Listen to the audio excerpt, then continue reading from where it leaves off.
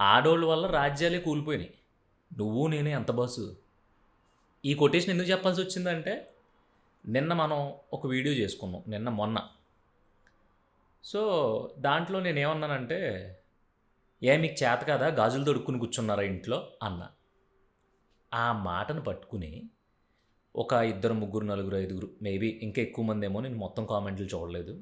అంటే ఇంట్లో గాజులు తొడుక్కుని కూర్చున్నోళ్ళు పనికిరారా? ఇంట్లో గాజులు తొడుక్కుని కూర్చున్నోళ్ళు చేతకానోళ్ళ? నువ్వు చెప్పేవన్నీ బాగానే ఉన్నాయి కానీ ఆ మాట అనకుండా ఉంటే బాగుండేది పృథ్వీ. గాజులు తొడుక్కుని కూర్చున్నోళ్ళు అంటే నీకు ఎందుకంత చిన్న చూపు, చులకన చూపు, ఆ చూపు, ఈ చూపు, వంకర చూపు అన్నారు. అసలు బుర్రలు ఏమన్నా పని చేస్తున్నాయా? ఇలాగా ఒక 10 నిమిషాలు మాట్లాడిన మాటలోంచి బొచ్చు పీకినట్టు అక్కడక్కడ ఫ్లోలో వచ్చిన మాటలు పట్టుకుని మిగతా చెప్పిన విషయం అంతా పక్కకి ఇసిరేసి ఆ ఒక్క మాట పట్టుకుని ఎవడ కొంపలు తగిలెట్టేద్దామని మీరు. ఆ కామెంట్లు పెట్టిన ఆడోళ్ళకి నేను చెప్పేది, ఏం మొహమాటాలు లేవు. ఎందుకంటే అన్నిటిలోని అందరికీ సమాన హక్కులు కావాలి కాబట్టి. మగోళ్ళు కామెంట్ పెట్టినప్పుడు కూడా నేను అలాగే రియాక్ట్ అయ్యాను 1-2 సార్లు. ఇప్పుడు మీరు పెట్టారు కాబట్టి ఆడోళ్ళు, నేను అలాగే రియాక్ట్ అవుతున్నా. ఒక తండ్రి 2 పిల్లల్ని చంపేసి ఎలా బ్రతుకుతారో ఏంటో ఈ సమాజంలో బ్రతకలేరని ఆడు చచ్చిపోయాడు. దాని మీద ఒరే బాబు ఇలా కాదు, 5-6 సంవత్సరాలకి ఆడు ఏమైపోతాడో ఎవడో తెలుస్తుంది, ఏమో రేపు పొద్దున్న ఆడు ప్రధానమంత్రి అవ్వచ్చేమో ఎవడో తెలుసురా, ఇలాంటివి చేయటం వరస్ట్, మీ పిల్లల మీద ప్రెజర్ పెట్టకండ్రా అని నేను చెప్తే ఇదంతా వదిలేశారు. ఇదంతా గంగలో కలిసిపోయింది. ఒక సోకాల్డ్ మహిళా వనితలు ఒక 5-6 చాలామంది కామెంట్స్ పెట్టారు. ఒక 5-6 మీరు వెళ్ళి వీడియోలో చెక్ చేయొచ్చు, నిన్న కాక మొన్న పెట్టిన వీడియోలో. గాజులు తొడుక్కుని అంటావేంటి, ఇంట్లో కూర్చున్న వాళ్ళు అంటే అంత చులకనా, టాటూటా కళ్ళు దొబ్బునియా మీకు? నా ఛానల్లోకి వెళ్ళి పాత వీడియోలు చూడండి. అసలు ఆడదంటే ఏంటి అనేది కూడా మాట్లాడాను. అప్పుడు మాత్రం మీకు సూపర్గా చాలా ఎగ్జైట్మెంట్గా ఉంటుంది. మరి మీ గురించి అంతలా చెప్పి దాంట్లో మగోళ్ళని ఒక రకంగా బూతులు తిట్టాను నేను. పాపం వాళ్ళు ఎంత ఫీల్ అవ్వాలి. కానీ మా మొగేదోళ్ళకి ఏంటంటే పోన్లే ఆడోళ్ళే కదా, పోన్లే పాపం ఆడోళ్ళు కదా, పోన్లే ఆడోళ్ళు గొప్పోళ్ళు కదా అనే దాంతోనే ఉంటారు మెజారిటీ. సో మీరు మాత్రం చిన్నదే అలా అలా నోట్లోంచి దొర్లుకుంటూ ఒక మాట వస్తే మీదడిపోతారు అందరూ. ఒక మగోడిని మాత్రం ఆడు ఏ తప్పు చేశాడు, అసలు ఆడు తప్పు చేశాడా లేదా, నిజంగానే ఆడు వంకర చూపులతో చూశాడా లేదా, ఇవన్నీ పక్కన పెట్టేసి ఒక లేడీ ఒక అబ్బాయిని అగో ఆడు మొన్న 2 రోజుల నుంచి నేను ఆఫీస్కి వెళ్తా ఉంటే నా కూడానే తిరిగాడు అని ఒక్క మాట అంటే చాలు బాసు. ఆడిని కుక్కను కొట్టినట్టు కొడతారు లిటరల్గా. రోడ్డు మీద కొట్టకపోయినా స్టేషన్ తీసుకెళ్ళి కొడతారు, కొట్టకపోయినా కాలర్ పట్టుకుని తీసుకెళ్తారు. ఇదంతా జరగకపోయినా ఆడి మీద ఒక మచ్చపడిపోద్ది. రే పలానా ఓడు ఆఫీస్కి వెళ్ళి పలానా అమ్మాయి చుట్టూ అలాగే చూస్తున్నాడండి రోజు 2-3 రోజుల నుంచి. ఆ అమ్మాయి భయపడిపోయి పాపం ఆ అమ్మాయికి జ్వరం వచ్చేసింది, అలా ఎవడో వీడమ్మో ఇప్పుడు ఏమైపోద్దో ఏంటో అని చెప్పేసి అందరికీ పిలిచి చెప్పడం వల్ల ఏ అనర్థం జరగలేదంట అని మళ్ళీ సోకాళ్ళు సోది చెప్పుకునే వాళ్ళు బయలుదేరుతారు. ఇదంతా ఎందుకు జరుగుతుందో తెలుసా? అసలు అవతల మనిషి ఇంత చెప్తే దాంట్లో నువ్వు వెతుక్కుని దాన్ని గోకేసుకుని ఒక చిన్న పాయింట్ పట్టుకుని మిగతా దాని చుట్టూ ఉన్న మంచంతా వదిలేసి జనం మీద పడిపోయి లొల్లి పెట్టి గొడవలు పెట్టి లింకులు పెట్టి ఏం సాధిద్దామని. ఇలాంటి కబుర్లు మీ సందులో కూర్చున్నప్పుడు చెప్పుకోండి. పలానా ఓడు గాజులు తొడుక్కుని ఇంట్లో కూర్చుంటా ఎంత మాట, అసలు మనల్ని తక్కువ చేసి చూసాడు, అలా మహిళా జాతికే అవమానం అని చెప్పి నువ్వు ఎవరైతే సోకాల్డ్ లేడీస్ కామెంట్ పెట్టారో మీ అందరికీ ఆ టాపిక్లో మిగతా మంచిది కనిపించలేదా? అంటే నేను మంచి చెప్పి దేశాన్ని ఉద్ధరించడానికి బయలుదేరలేదు. నాకు అనిపించింది నా సైడ్ నుంచి నేను మాట్లాడాలనుకున్నది మాట్లాడతా, బరాబర్ మాట్లాడతా. ఇంట్లో ఉండే పిల్లల మీద ప్రెజర్ పెట్టొద్దు. చదివితే చదువుతాడు, చదవకపోతే తీసుకెళ్ళి మెకానిక్ షెడ్లో జాయిన్ చేయండి. అంతేగాని చుట్టాల పిల్లోడు అక్కడ చదివాడు, పిన్ని గారి పాప ఎక్కడ చదివింది, లేదంటే మా అన్నయ్య గారు కొడుకు అబ్రాడ్లో ఎరగదీసేస్తున్నాడు, మా ఓడేమో ఇక్కడ చెట్లంట పొట్లంట తిరుగుతున్నాడు, ఇలాంటి సోది చెప్పి మీ పిల్లల క్రియేటివిటీని మీరు చెడదొబ్బకండి అని చెప్పాను నేను. అది నాకు తెలిసి 17-18 నిమిషాలు డ్యూరేషన్ ఉన్న వీడియో.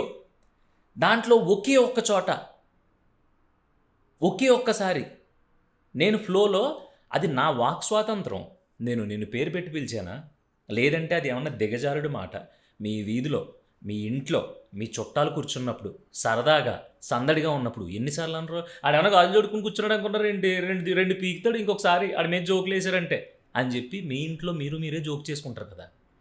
మరి మీ నలుగురు, ఐదుగురికో, 10 మందికో ఎందుకది అంత హార్ష్ వర్డ్‌లో అనిపించింది?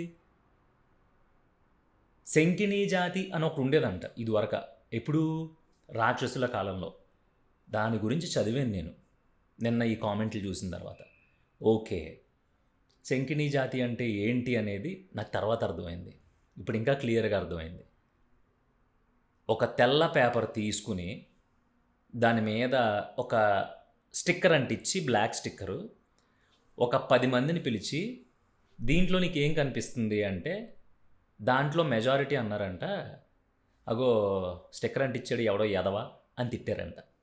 ఒక ఇద్దరు ముగ్గురు అన్నారంట, తెల్ల కాగితం స్టిక్కర్ అంటించి ఉంది, పీకేస్తే మిగతాదంతా తెలిపే కదా అన్నారంట.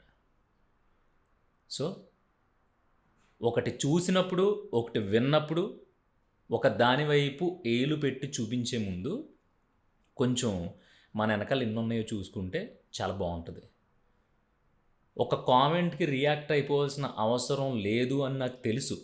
కానీ ఈ కామెంట్స్కి ఎందుకు రియాక్ట్ అయ్యాను అంటే, కొంపలో గొడవలు రావడానికి, మనకి ప్రశాంతత లేకపోవడానికి, ఈదుల్లో కొట్లాటకి కారణం ఇలాంటి చిన్న చిన్న కామెంట్సే. ఇదే కామెంట్ మీ ఈది చివరన కూర్చుని ఎవడో ఏదో దారి పొడుక్కి ఎవరి గురించో తిట్టుకుంటూ వెళ్తే అది నువ్వు వినేసి ఆ నలుగురు అక్కలమ్మల దగ్గర కూర్చున్నప్పుడు, పలానా వాడు ఉన్నాడు కదా ఇలా అనేహుడు, వాడు పక్క ఇల్లులోనే ఉంటాడు అని చెప్పి నువ్వు అనేసి వెళ్ళిపోతావు ఈజీగా. అక్కడి నుంచి వెళ్ళిపోయి తర్వాత నీ ధారావాహికలు గోరంత దీపం, చక్రవాకం, నువ్వు నేను, నువ్వే కావాలి ఇవన్నీ చూసుకుంటా బాగానే ఉంటావు. మిగతా నలుగురు ఆ న్యూస్ని ఆ సందు సందు, ఆ వీధి వీధి, ఆ గల్లీ గల్లీ మొత్తం స్ప్రెడ్ చేసేసి మీ కొంప బాగానే ఉంటుంది, వాళ్ళు కొంపలో కొట్టేసుకుంటూ ఉంటారు. నువ్వు ఈదిలో నీ ఇష్టం వచ్చినట్టు పేలతా వెళ్తున్నావు అంట మాట్లాడతా, వాళ్ళందరూ వినేసారు, వాళ్ళందరూ చెప్పేసుకుంటున్నారు అని నీ వల్ల ఒక 4-5 ఫ్యామిలీలు కొట్టుకుని చచ్చిపోతారు. అట్లీస్ట్ బయటికి తెలిసే అంత కొట్టుకోకపోయినా లోపల లోపల యుద్ధాలు జరిగిపోతూ ఉంటాయి మొగుడు పిల్లల మధ్యలో. ఎవరైతే ఈ కామెంట్ పెట్టారో ఆ కామెంట్కి అంత పవర్ ఉంది. అందుకని దయచేసి కాదు, అసలు పెట్టాల్సిన అవసరం ఏముంది మీకు?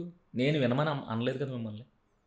మీకు ఆ ఒక్క పాయింటే కనిపిస్తుంది అనుకుంటే ఓకే, వదిలేయండి. అర్జున్ రెడ్డి సినిమాలో ముద్దెట్టేసుకున్నారు. ఓ గీ పెట్టేశారు సినిమా రిలీజ్ అవ్వకముందు. సినిమా రిలీజ్ అయిన తర్వాత అంత గొప్ప ప్రేమ కథ ఎక్కడా ఉండదు. నేను చెప్తున్నాను. ఎందుకంటే అర్జున్ రెడ్డిలో వాళ్ళు ముద్దు పెట్టుకోవడం దగ్గర నుంచి మొదలుపెట్టి వాళ్ళు ఎన్నిసార్లు కలిసేరు, మీట్ అయ్యారు, మీట్ అంటే ఆ మీట్ అవ్వడమే, వాళ్ళు లెక్కేస్తారు 500 సార్లు 600 సార్లు అని. సో ఇదంతా వల్గరిటీ లెక్కలోకి రాదు. ఎందుకో తెలుసా?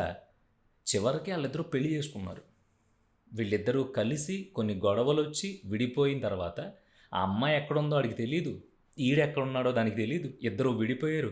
చివరికి ఆ అమ్మాయికి 7వ నెల 8వ నెల సంథింగ్ 9వ నెల వచ్చిన తర్వాత అప్పటికి కూడా వీడి ప్రేమ చావక నేను ప్రీతిని వెతుకుతాను అని చెప్పి వెతుక్కుని కుక్కలా తిరిగి ఆడి ఒళ్ళంతా గొల్ల చేసుకుని ఒక పార్క్లో ప్రేమించిన అమ్మాయిని కలుస్తాడు. కడుపు అని తెలుస్తుంది. వీడికి తెలీదు నా వల్ల కడుపు వచ్చిందని. అయ్యో బాబు, ఇది పెళ్లి చేసుకుంది, దీనికి కడుపు వచ్చేసింది అని ఒక్క క్షణం షాక్ అయిపోతాడు. షాక్ అయిపోయి దగ్గరికి వెళ్ళి కూర్చుంటే ఆ అమ్మాయి కొడతది ఏంటి.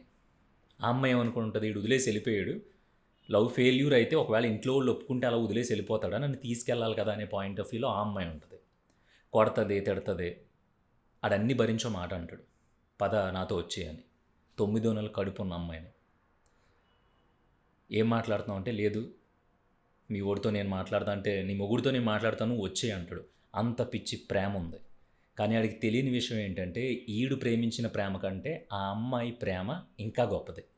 అందుకే ఆ అమ్మాయి కన్సీవ్ అయినా కూడా ఒక ట్యాబ్లెట్స్ వేసుకుంటే పోయేదానికి అలాగే ఉంచుకుని, ఆడు నాకు దొరక్కపోయినా ఈ బేబీతోనే బ్రతికేస్తాను అని ఆ అమ్మాయి అలా వెయిట్ చేసింది.